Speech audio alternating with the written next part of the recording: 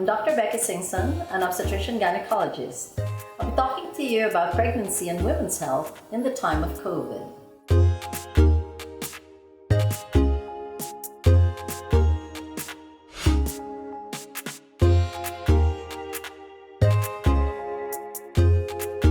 Well, it's really not the best time to get pregnant when there's a pandemic going on because you don't know how the virus can affect your baby and your pregnancy.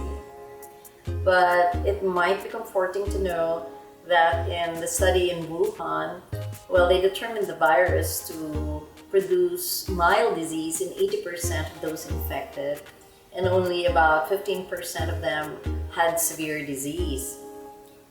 But in pregnant women, they found that the women who had severe disease was only 8% versus the 15% in the general population. So there's some protective effect of pregnancy.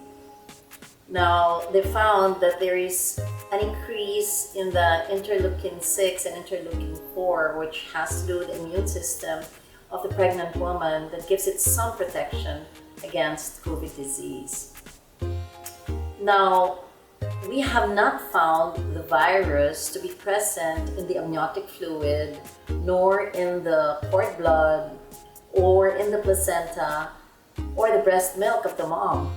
And we have also not established any clear mechanism for vertical transmission from a COVID-positive mother to a baby.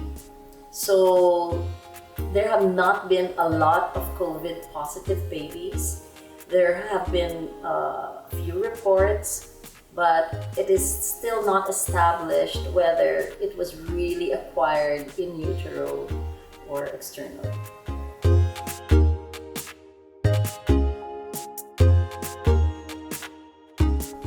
If you think about it, because of the physiologic changes that a pregnant woman undergoes during pregnancy, we would think that she should be more susceptible to COVID disease.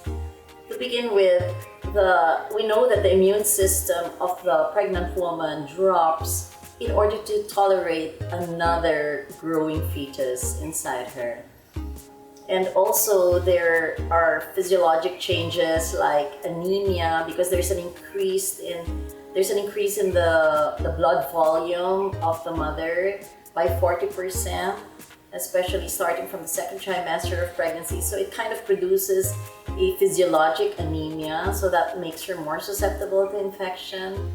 And also the change in the rise of the gravid uterus will pull up the diaphragm and decrease the ability of the mother to breathe more deeply.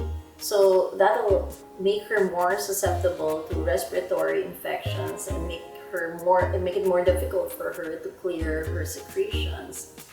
However, surprisingly, we have found that the percentage of severe disease among pregnant women is less than in the general population, because in the general population we find that 15% of those afflicted end up with severe disease. But among pregnant women, there have been very, very few reported deaths, and only 8% of them end up with severe disease.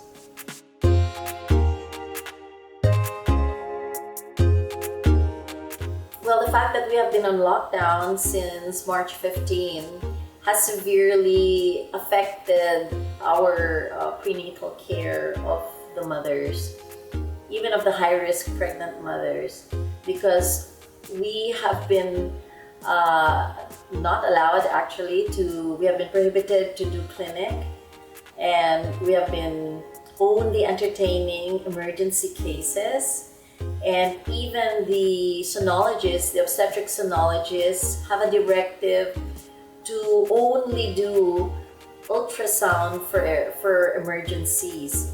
So the run-of-the-mill ultrasound to check for fetal well-being has not been made possible.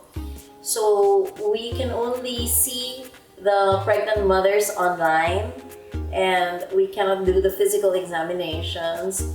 But of course, if the woman has abnormal bleeding, or if she has watery discharge, which might mean premature rupture of membranes, or if she starts to go into labor, then we make her go to the hospital, and that's the time that we get to see her. But otherwise, we've been doing it online, and even after the lockdown, we will have limited contact with a pregnant woman.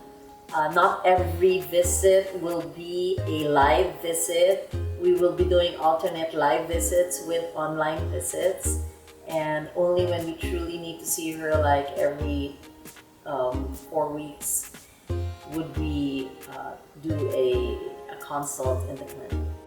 That's it for today. Tune in next time by clicking that subscribe button. You can also follow me on Instagram and Facebook. Thanks everyone for watching.